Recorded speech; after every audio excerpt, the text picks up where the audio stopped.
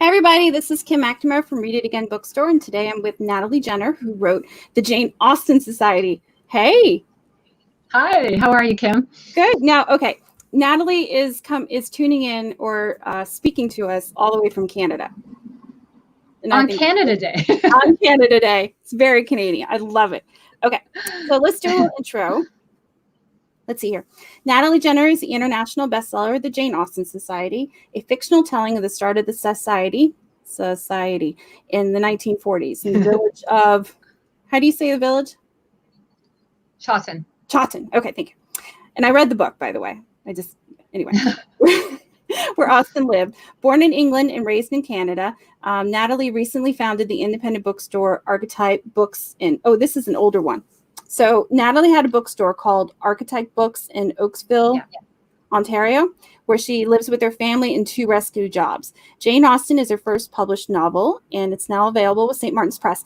And congratulations, because this book is selling like crazy.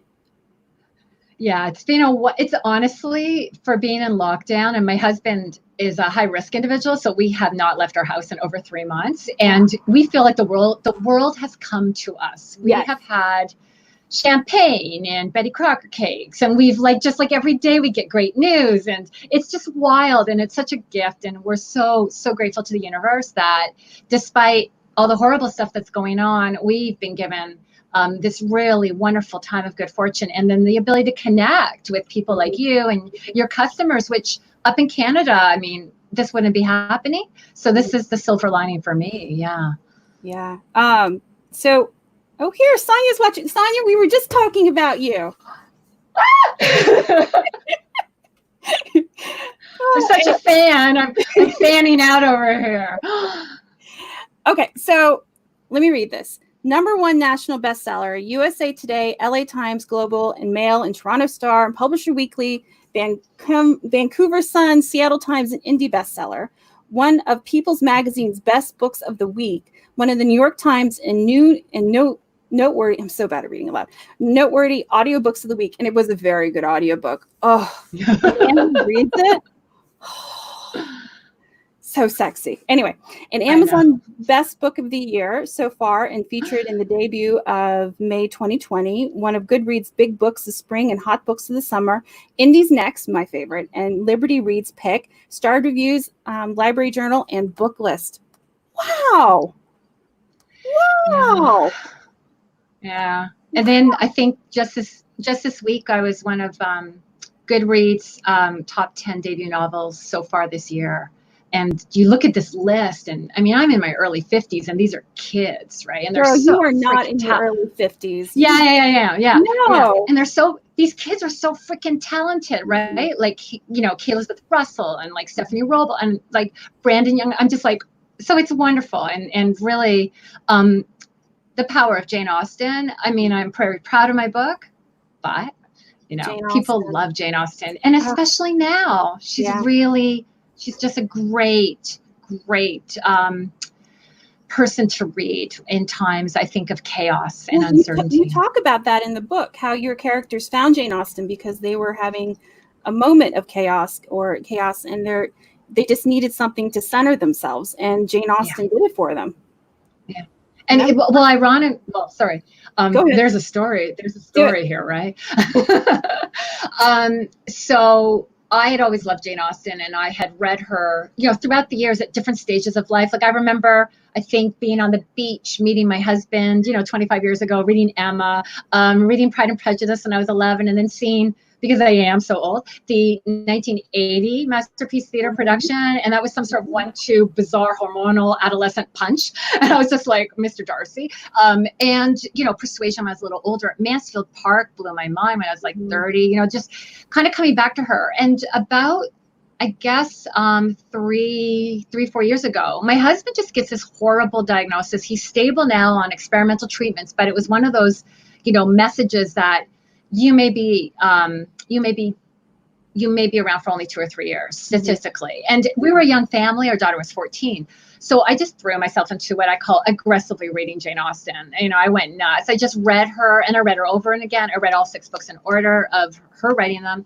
And then I read everything I could find about her. I took this trip to Chawton away from my family. I just needed to kind of be on my own. And I spent a year doing what I now look back on as unintentional research. What I became fascinated with was why she was providing me comfort and solace during this time of uncertainty. And I realized that as I did more reading about her, that historically this had been something that had been, prescribed for World War I soldiers suffering from PTSD.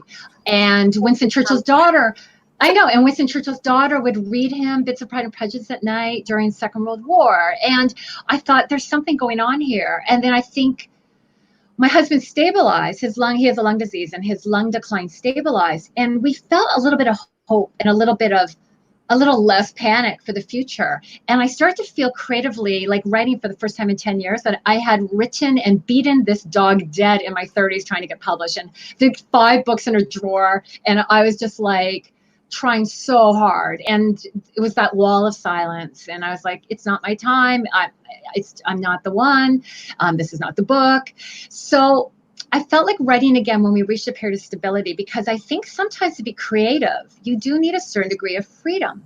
And one of the things I would say to people, my fellow writers, who during this horrible situation, the pandemic, are sometimes finding they're not as prolific, is that you have it feels like there's like a steel boot on your skull right now, and you can't breathe, and you're kind of like, what's going to happen next? And so I do find that you need a degree of freedom in your brain for the creative mind to stretch itself out and be porous and absorb experience and experiment. So that happened to me about 2 years ago. I suddenly felt like writing again. And I went to my first Jane Austen conference, which Sonia will appreciate. It was in Philadelphia, which is such an amazing city. I'd never been before. And there was 4 speakers. Whit Stillman, I'm going to not remember everyone's names, but they were talking about persuasion. And they were really analyzing grief and persuasion. And I came home from that conference, and my daughter says, like a week later, I looked up and I said, I'm going to write again. And I'm going to write about a group of people trying to save Jane Austen's house. And I knew they would be struggling with loss, because I was going to set it at the end of World War II. And to fast forward, when I did query agents 2 years ago, I think right around now, my agent, Mitchell, grabbed it. And he said, I get dozens of Jane Austen related fiction queries a week. He said, but nobody's done World War II before. And it had not been strategic at all. I just knew that the Real Society had started in 1940. And I wanted to pay homage to that. And I wanted to pay homage to people trying to build something during a time of war. And I wanted to pay homage to people suffering the kind of loss that we can only imagine. But that, unfortunately, we are a little closer to today, which is multiple family members under strain. Mm-hmm. So that's like the story of how it kind of came about. So for people watching, can you give a quick synopsis of your book? Sure. So my book is about 8 very different people who mostly live in the village of Chawton, where Jane Austen in real life spent the last 9 years of her life working on creating from scratch or revising her 6 masterpieces. And it was her most settled home that she had since she was about 25, 26 years old.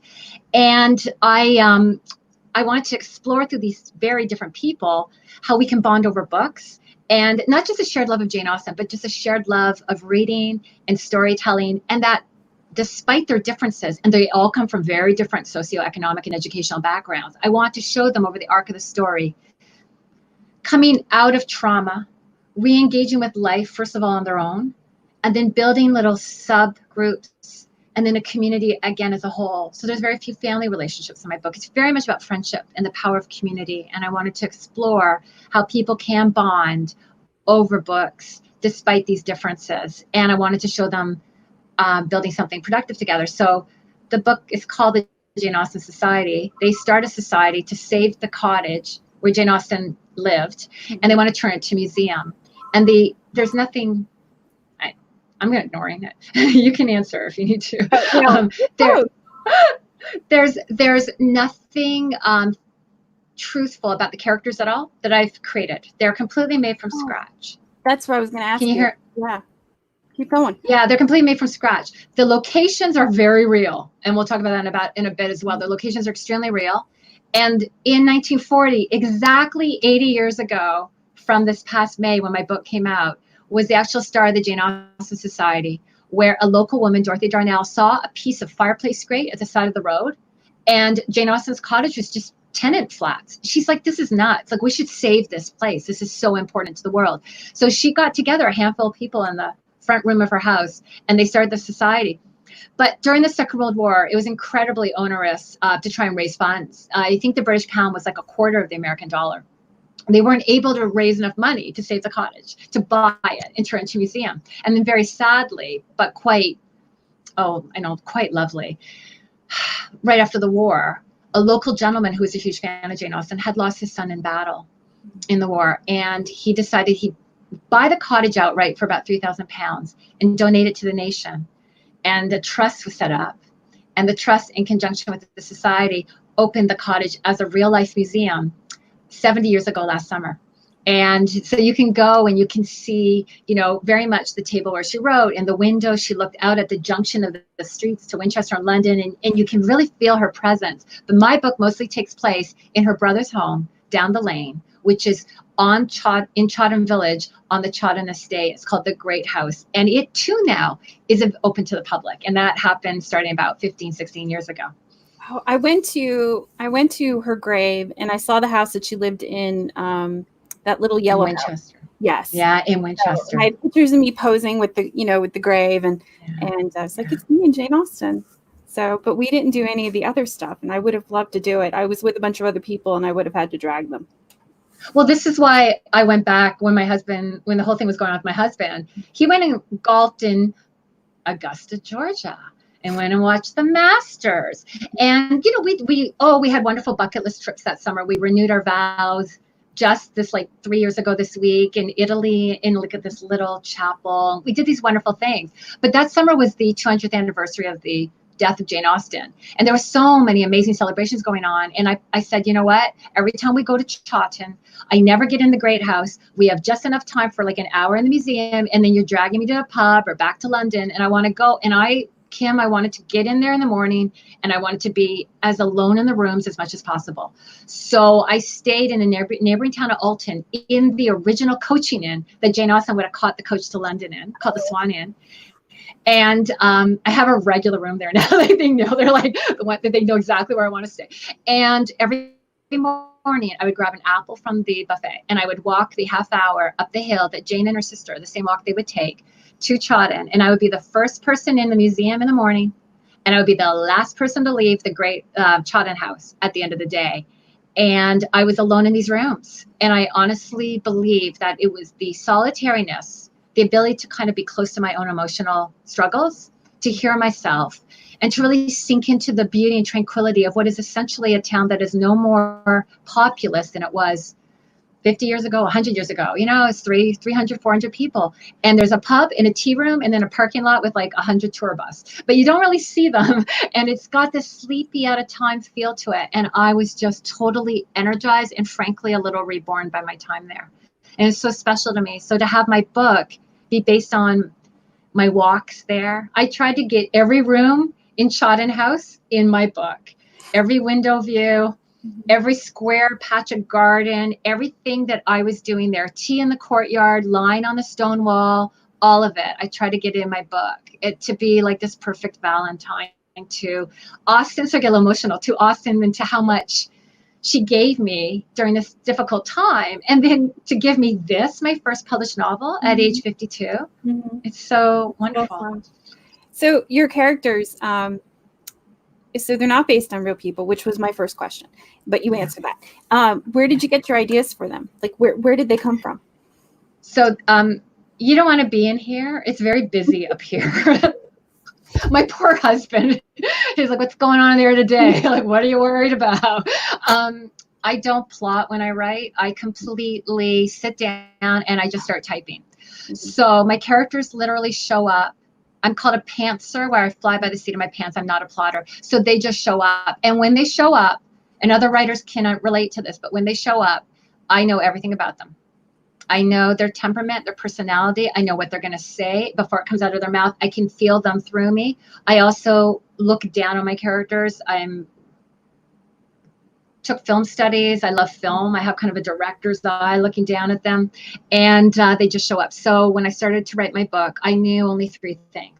I was going to call it the Jane Austen Society. And I was going to have 8 to 10 main characters.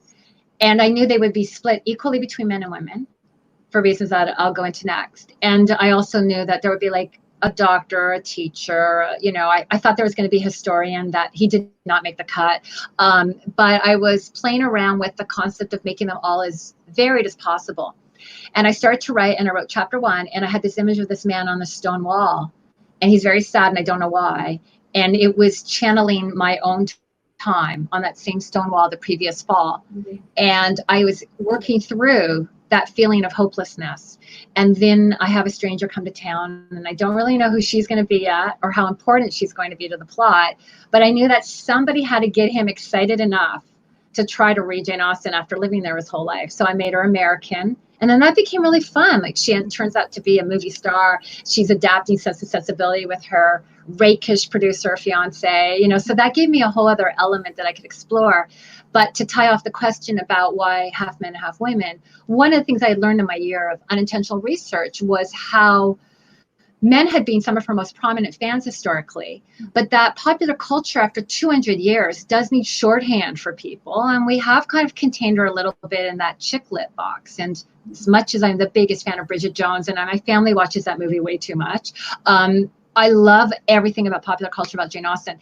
But I also thought that I wanted to reclaim her a little bit in my very tiny way. And I wanted to have men feeling kinship with her writing and becoming more aware of their own emotional struggles through her. And because I knew that had happened historically. Adam was probably my favorite character. Yeah. No, he was my favorite, I think. And well, yeah, I just really enjoyed the book. So which is your favorite Jane Austen? Book-wise, my favorite Jane Austen is my first love, which is Pride and Prejudice. Pride and Prejudice. But a very close second, depending on my mood, is Emma, because when I do think that every time I read Emma, I'm challenged, Pride and Prejudice is my ultimate comfort read, and it's so funny. And every time I read Pride and Prejudice, I'm laughing out loud. Like, how is that possible, right? I mean, it's just so wonderful and witty and fresh, so much great dialogue. But Emma is this really wonderful, very textually, so many mysteries to kind of uncover yourself. Even though you know how it's going to turn out, you still discover new things every time. And I really like that. But I also like knowing that I'm going to have the catharsis of Emma growing up, becoming a better person, being nicer to Miss Bates, and getting her man, because he's a great guy, Mr. Knightley. And that's another weak spot for me.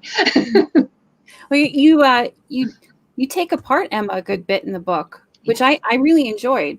Like talking about with the book list and the characters' growth, and I like that a lot. And then let's see, I was in Bath, and while I was in Bath, I read Persuasion, and I love Persuasion. Yeah, and it was great because we took a canal boat trip from London to Bath, and I remember just sitting on the back of the canal, drinking a cider and reading Persuasion, and it was just a dream, totally a dream. Yeah. Persuasion is, it was funny because somebody asked me, they're like, don't you find it almost so like too sad? Oh, Sonia's like, Mr. Knightley's my man too. I'm like, yeah. He's so my man. She was asking me about that, and I said, Persuasion is so sometimes unbearably sad that when I'm reading it, I actually have to impose on it scenes from the movie, like Kieran Hines. Like, I love the 1994 Persuasion, and I just have to kind of like say it's going to be okay, because while I'm reading it, it's so, Anne is such an incredible character, and she's like one of the sweetest human beings, and you want her to be happy. And they are just, that old trope with playwriting, like scene one, you put a person in the tree, and you see, act one, and then act two, you like throw sticks and stones at them, and then act three is you get them down again. She's got her in that tree to the very end, getting pummeled by everybody, and it's really heartbreaking. But the payoff with that letter, oh my gosh, that letter at the end, that is like the best love letter in literature. It's so awesome. So I grew up, my first favorite was Pride and Prejudice because of Colin Firth. I'll admit it. I was in high school. The series came out. I remember like staying up until like 1:00 on a Tuesday just to watch them as they rerun We got some, oh, here. Erica says Persuasion is her favorite too. Same reason. Yeah. And so, yeah, Mr. Darcy will always have a warm place in my heart. But I told my daughter, because we watched Pride and Prejudice together, and she didn't want to watch it. And then we watched it, and she really fell for Mr. Wickham before she knew it was what. And I was like, no, okay. And then I was like, honey, this is how life is. Such bad. Yeah. You know, you may like the Wickham, but really you should fall for the Darcy. But on top of that, no, really you should fall for Bingley, because Wickham, you can't change him. She's like, maybe I can change. No, you can't change him. And Darcy's great and loving, but he's a bit of a butt. But Bingley is really sweet, and he's rich, and so you're good, right? And it's funny because my daughter read Pride and Prejudice when she was quite young, and she had reread it, but she hadn't read it again for a while. So when she finished her second year of university, she was reading it at the end of April, and then we had to watch the Colin Firth together. Although she's a huge fan of the Keira Knightley movie, as that generation is, and she was watching it, and she's like, Jane and Bingley are so cute. And I said, I know. And I don't think I appreciated that either until I'm this age. And I'm just like, oh, just be Jane and Bingley. Like, they're so good. They're so good to each other. And I love that scene at the end where Mr. Bennet is like, your servants will swindle you. Everyone will take advantage of you because you're both so great, right? And I was just like, yeah, they are two of the most darling people. Yeah. So did you, because when I was reading it, I was trying in my mind thinking, I thought maybe you took characters from Jane Austen's novels and kind of tweaked them and turned them into your characters. So I kept trying to pigeonhole each of your characters into people. Like, so if your characters were Jane Austen characters, who would they be? So when I started writing, I did not know I was going to do these intentional parallels, but because I don't plot, the minute I start a scene between two characters, there's always some kind of weird karmic energy or vibe. And in both couples that are direct homages to couples in Jane Austen, I did not have the intent, but within a few pages of starting to write them, I was just like, oh, this dynamic is very much like Emma Knightley. This one's very much like Anna Wentworth. So from my perspective, when I was writing, somebody said they saw Evie as Emma, the way she's watching everyone and kind of like putting people together. And I was like, ooh, I didn't see that. So yeah, I did too. Also because she was younger. Yeah. So no, I didn't see that. And my friend, one of my friends who's an author is like, Natalie, don't do that. Just go, oh yeah. No, I meant to do that. It's so brilliant. But yes, I wanted very much that Frances Knight is very much sort of Fanny in Mansfield Park and Anne Elliot in Persuasion, and Dr. Gray and Adeline, very much sort of Darcy and Elizabeth, but also a bit of an Emma Knightley in terms of the societal inappropriateness of their relationship. The age gap and the age gap, the fact that he's a doctor. But in a very small town, and they had to grow up before they could be together. Yeah, and that was a really for me as a writer a very rewarding. I kept going like, when am I going to get them together? Like I would start scenes. I'm like, is it this one? No, I'm gonna make them suffer, you know. So, but Frances and Andrew very much, Anne and Wentworth. And then there were bizarre things that got in there, like Dr. Gray's first wife, Jenny, had passed away 7 years before the plot, falling down the stairs. And I really did not consciously really think about that one until I realized it's very much Louisa Musgrove in Persuasion. And then there's a dog that I named after a character, because the dog at the beginning sort of disappeared. And my editor is known for, he doesn't acquire things. He's at St. Martin's Press. He does not acquire things unless he feels like they're ready to publish now. So we actually didn't do a lot of work. We didn't have to do a lot of work from my perspective, thankfully. I was quite grateful for that. But he's like, Natalie, the dog, I want another dog. So I got a dog in there and gave it a name from a character from one of the books as well. So we had fun with that. Like, there were times when I was consciously playing around with parallels, but I would say for the most part, the main parallels I've just articulated. So anything else that people come up with is pretty much creative unconscious mind or their own understanding of Austen, which I think is really fun. Like the Emma, Evie. Yeah. MAEV. Yeah. What's some advice you could give to aspiring writers? Because I know you wrote several and they're sitting in your drawer, and then this one did it. Yeah. So I remember when I was going to write again, and it was a time in our life where we were still under stress, but I had a bit more time. I'd gone through my busy season as a career coach. Mm-hmm. And I remember saying to my husband, I'm going to write again. But if I do, 3 things have to happen, because it's on your nose. This is such a commitment. Once you start your story, like, you might have to meet the muse every morning at 5 or whenever you write. And you really want to make sure you have, the energy and the time.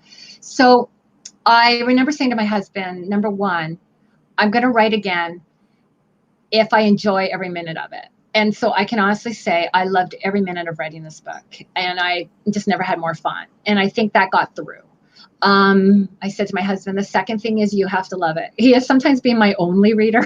So I was like, I'm doing this for you, honey. So, and he loved, your spouse loves the way your mind works. So even like, he likes Jane Austen. He read Pride and Prejudice when we were first going out. But I wouldn't say it's necessarily, I don't think he reads historical fiction, for example, but he read it, and he loved it. And he looked at me, and I'll never forget the moment he looked at me and he's like, oh, I think you have something here. And he had liked all my other books, and I just remember feeling like I had something in my hand I had to get rid of, It was just, in a good way, like, it was just wonderful, portentous feeling. And then the third thing I said, which I think aspiring writers really should think about, because I never did the first 20 years I was trying to get published. I said to my husband, if I write again, somebody outside this house has to give an F. And what that essentially meant was Jane Austen. And that meant thinking very strategically, how am I going to differentiate myself in this incredibly crowded marketplace? And I learned that, Kim, from running a bookshop, because what everyone else doesn't know, and you and I know, thousands of books come out a week. Mm-hmm. And it's hard for the publishers to differentiate their lead titles from one imprint of 7 in one big 5 publishing house with you to say, here's the one you have to pay attention. Oh, but wait, there's these other 4 ones coming out that day. Like, it's really, it's a lot coming at you. And I learned when I had the bookshop that historical fiction was really becoming increasingly popular. Mm-hmm. So I was paying attention to trends. And I would say to people, write what you most want to write and the story that you most need to tell, because the industry is like a year and a half behind itself, because my book was bought a year and a half ago. So nobody knew any of this stuff was going to happen. Obviously, with the pandemic, it's horrible. And the one silver lining for me is that people are telling me they get comfort from my book. And that's like incredible, because it's very hard to promote a book right now. It just feels so out of place with all the struggles that are going on in the world. And so I say to people, like, don't look at what's coming out now, because that's going to change. But look at longer arc patterns of what people want from their reading. And you have to pay attention to the industry. But you also have to write from your heart, because otherwise it won't really resonate with people. It's a very complex balancing act. And I had never brought all of that 360 degree, kind of view to writing before. I used writing to tell a story that I wanted to read. I still do, but I now think when I'm writing a little bit more about how it will land with others. And I think, that's what helped me. Are you working on something now?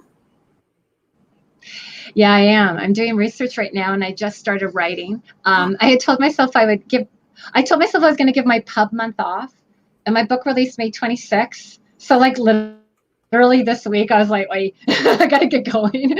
So I had been doing research, and I was doing, for the first time as a writer, a bit of an outline, and starting to write. So I actually wrote the prologue on the weekend, and I don't know how long it'll take. I don't know what's going to happen with it, but it's historical fiction again, and it's set in England again, but in the 1950s. And it's going to have multiple characters again as well. I really like writing about a lot of different people like banging up against each other. I just love that.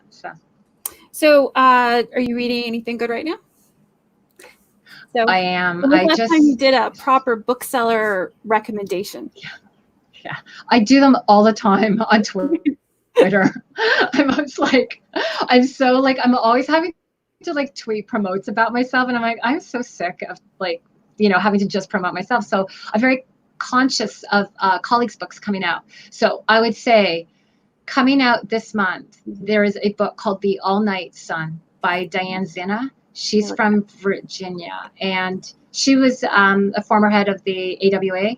the American Writers Association. And it is psychological fiction. It's also about grief. It's one of the most original books I've ever read, and that's coming out soon. I read it. I was fortunate enough to read it a while ago.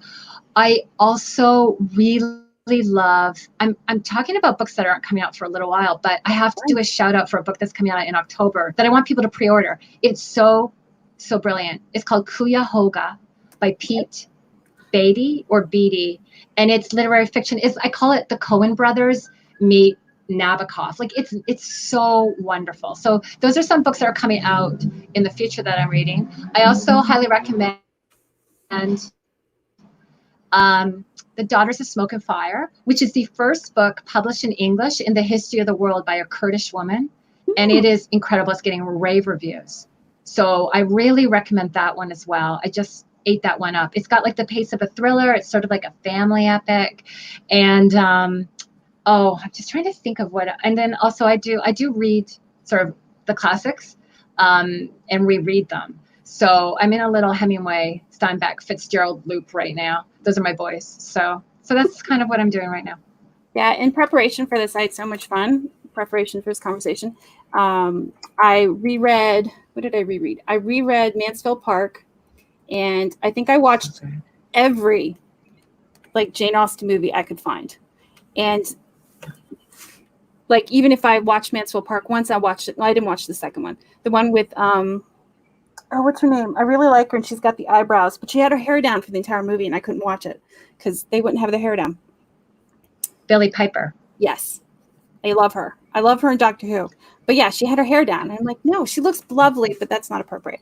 And I watched them all. I just devoured them. And I just sat on the couch. And my kids are like, well, another Jane Austen movie. Okay. They're wonderful escape movies. They're period dramas, and everyone's always got a cup of tea in their hand, and you know the settings are beautiful, but the dialogue is so witty, and you always can't wait. Like there are scenes in the movies where you're just like, oh yeah, can't wait for the scene coming up, and they're paced very well. I mean, her books are, especially Pride and Prejudice, and I think Emma paced. Did you see the new Emma movie, by the way? I haven't finished it. I started it, and then I didn't finish it. I really liked it, but I did. Okay. I ate it up, but as a very luscious, beautiful, imagery. Obviously condensing Emma into 2 hours is difficult, and it's quite, I think, inventive and quite different. But I just find that Emma and Pride and Prejudice in particular, and Persuasion, are so well plotted, and you just literally every 10 to 15 minutes you're going to get a little hit, and I just find that really relaxing in a way. Let's see. My favorite movie version with Emma Thompson. Yeah. Yes. That's a really good one. That's one of my favorite movies. Yeah. And what I thought was brilliant was, I think there's only 20 or 30 lines of dialogue from that book that made it into Emma Thompson's screenplay. And yet she captures the characters so brilliantly and gives us just such a, the beautiful sister relationship. I mean, the scene when Marianne is in the bed dying and Eleanor is crying. I mean, I just think that in the scene at the end when she collapses, which I did put in purposeful homages to the movies as well in my book. Mm-hmm. So there's a scene where there's a proposal and the woman starts to bawl, and that was in my mind. I was working through how much I love that moment at the end of Sense and Sensibility with Hugh Grant and Emma Thompson's character just sort of collapsing, from relief, finally letting all those emotions out that she keeps bottled up inside. So. Yeah, in the books, as a teenager, it frustrated me, but when I got older, I appreciated it. Where she would say, and then they discussed this, but it doesn't have the actual discussion. And I'm like, no, I want to hear the actual discussion. And then they discuss the weather. I'd like to hear them discuss the weather. Yeah. Yeah, no, it's funny. She's so brilliantly elliptical that way. She's, that's the thing. I remember my daughter, she was very young. So Emma Thompson had read all of Jane Austen by the time she was 9, something nuts. So when my daughter was 7 or 8, we loved the Sense and Sensibility movie, and we would watch it together. From the time she was very little, she was relating obviously to the youngest daughter and the treehouse and the pirate fights and everything. And she read Pride and Prejudice the summer she was 7, and she was just a precocious early reader. but she doesn't really know what's going on. And so then at the end, she's like, well, what's going to happen with Darcy and Elizabeth? And I'm like, well, they got engaged. Like, you've seen the movie. She's like, when did that happen? And so I remember having to open the book and like I read the paragraph and it was done so vaguely and so elliptically, right? And she just went completely over her. And yeah, you're right. Like there's things, I mean, that's what the movies give you, right? Mm-hmm. They give you the articulation visually, if not verbally. Yeah. They fill in those gaps. And I think that's what makes them particularly entertaining to people that love the books. Mm-hmm. Yeah. So one of my favorite movies was the one with Lady Susan that came out a few years back. Well, see, I'm a huge fan of Whit Stillman. Yeah. I love all his films. Mm-hmm. And if Whit Stillman is watching this, I have tried on Twitter for a year and a half of my life to let him know that he is in my acknowledgments to this book. So I know he's not watching. And my daughter right now is so mortified, I cannot tell you. But I love his movies so much. And mm-hmm. so when he was doing Love and Friendship, I just remember going like this, and it's so amazing, right? Like it's just fantastic. Really good, and Kate Beckinsale can bring so good in that movie. Like so, oh my gosh, her delivery is so comically genius. Yeah, I love that movie. Love it. And then what I just watched, was it Summer? What's the new one that's on BBC? Somerset? Summer. How do I not know this? Yeah. Hold on. What? Oh gosh. Somerset. I don't know. Anyway, and it's one of her unfinished ones, about a young girl who goes to Bath and helps Sanditon. Yes. Sanditon. Yeah. Yeah. Sanditon's interesting because she wrote like 17,000 words, I think. And they blow through that in like the first 20 minutes to half an hour of that series. What I found was interesting was I was so wedded to the book, and the fact that Andrew Davies, who's obviously very talented, scriptwriter, did the Colin Firth Pride and Prejudice. There was a distancing I needed to have happen. So where I really started to like that series was actually the last 3 episodes, when I thought it was actually like his own thing, his own game, right? And up until that point, I brought too many expectations and too many needs as a viewer. So I do actually end up watching it again when my daughter came home from university, and I was like, I like it more the second time. So now I'm signing the petition. Do another one. Give him a happy ending. I love that it wasn't, spoilers, a happy ending. I bawled, but I loved it. Yeah. Because it was appropriate. It's appropriate. And it's, people ask about the happy endings in Jane Austen. I was doing a radio interview and we were talking about romanticism and sensibility in that era, and sort of the role of emotion and emotional response to art, and how much or how little Jane Austen is a part of that, because she was writing, Keats died, I think, the year after she passed away. Like, she was sort of part of that. And someone recently said to me, and this I thought was quite interesting, I did not know this, is that when Jane Austen was 11 or 12 and she was becoming a very precocious writer as well as reader in her father's library, she was thinking about longer form narrative. And they said it was when she discovered the role of the marriage plot that she went, structure. I can go to that. I can write towards that. And I can do a lot of chaos and a lot of other things in between. But I've got a way to tie it up. And so I always really thought of her as not somebody who's doing the fairy tale and is saying, this is all going to work out, everything's going to be great. I always looked at it as, from a writer's perspective, as an authorial choice to give us, the reader, catharsis and closure, because gosh knows we need it. And I think that's part of the comfort and solace people get from her books. But I did think that what she was really doing, her genius, was showing through a small village environment where there's class differences, but essentially people are living the same life, butted up against each other. But all of human nature is on display. Shakespeare would go to different countries and he would have armies and he would have royalty and he would have, impoverished people. But Jane Austen has people that are essentially landed gentry, and then, they're middle class and servants. And servants are not given much, optics. And within that realm of England at that time, without much reference to historical events, even though it's in there, the sailors, Napoleonic Wars, etc. She is able to capture all of human nature, sometimes through a throwaway line of dialogue. And that is how she really resonates. And her clarity of view of human nature and her use of irony and her willingness to show and Emma being mean to Miss Bates, which is quite a brave choice, you know, in literature, because this is your heroine and she's going to act like the mean girls. And how do we make sense of that? And she's really, I think, Jane Austen doing us a reader like so many services. And one of the things I wanted to with my book was pay homage to the fact that she works on these many different levels. So with my book, I played around with and had fun with the fact that my book, for me at least, I'm not speaking for anybody else, was working on some of these multiple levels as well. That if people love Jane Austen, they could get stuff from it. They could find Easter eggs. They could find parallels. But if they'd never read Jane Austen, they could maybe learn a little bit about trauma and the role of recovery from grief and the part that books and culture can play in that, and how lucky we are when we have fan love for something to get us through. You know, because it wasn't just Jane Austen that got me through the really bad 1.5 to 2 years with my husband, where things were uncertain. They did not know what he had. It was really stressful and turned out to be genetic. So that leads to a whole other set of worries for your children and other family members. But that time period, it was my love of Downton Abbey.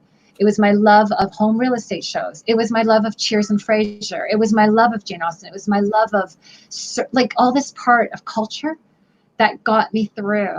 And I didn't want to listen to music. You know, there were certain things I didn't want that I usually wanted.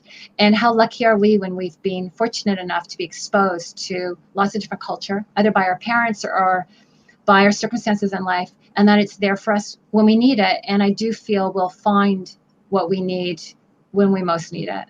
And that's what Jane Austen was for me. No, I absolutely agree.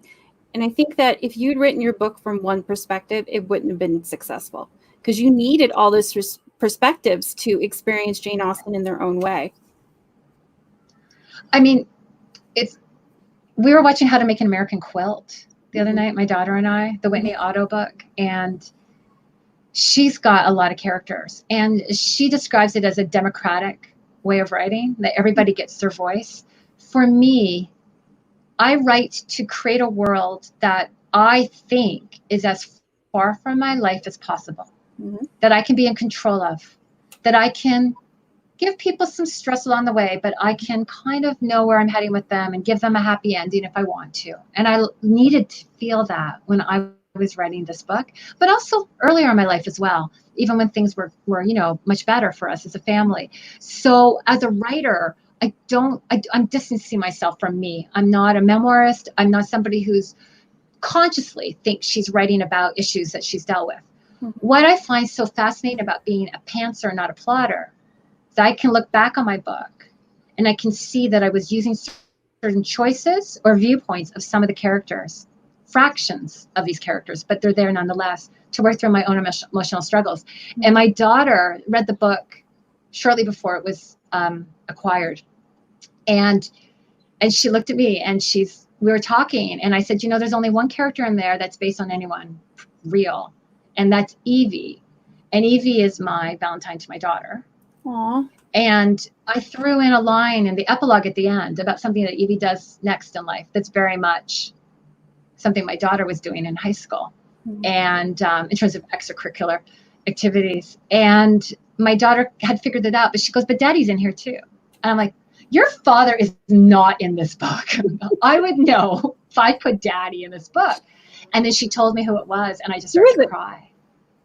It was Adeline's husband. And I had never consciously thought that the fear of the genetic impact of my husband's disease that had killed his mother and his aunt, and that my daughter is at risk for, I'd never consciously put together that my biggest struggle was fearing not just for my husband's health, but for my daughter at the same time that I was working that through. And that was just, I get so emotional just now, just thinking about that. Well, anyway, guys, it's about that time. Thank you again for doing this, Natalie. It has been an amazing conversation, and I hope to have you back soon. Maybe not. I'd love to. It's a little far. Well, I'd love to chat with you again, especially about Jane Austen. Yeah. We're going to work something out. Sonia, you listening? Let's do something. Anyway, support your local independent bookstore. If you don't buy, thank you. And if you don't buy Jane Austen Society from us, which I would prefer you to do, please buy it from your local independent bookstore. And I don't know, maybe Natalie, you could send us some book plates. I would love to. Okay. I actually, here, just hold on 1 second. I have them right here.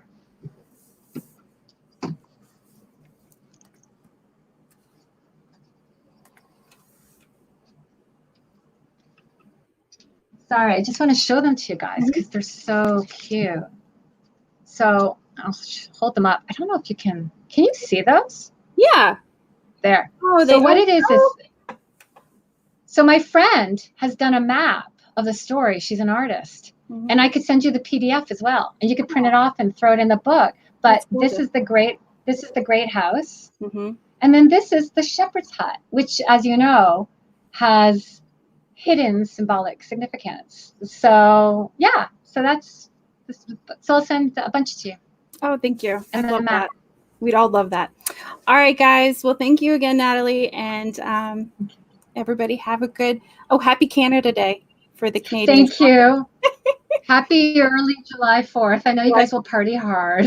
No, actually, we're gonna make pillow forts and watch movie marathon. That's our plan. We're not leaving the house. But not Jane Austen. No, that was like 2 weeks ago.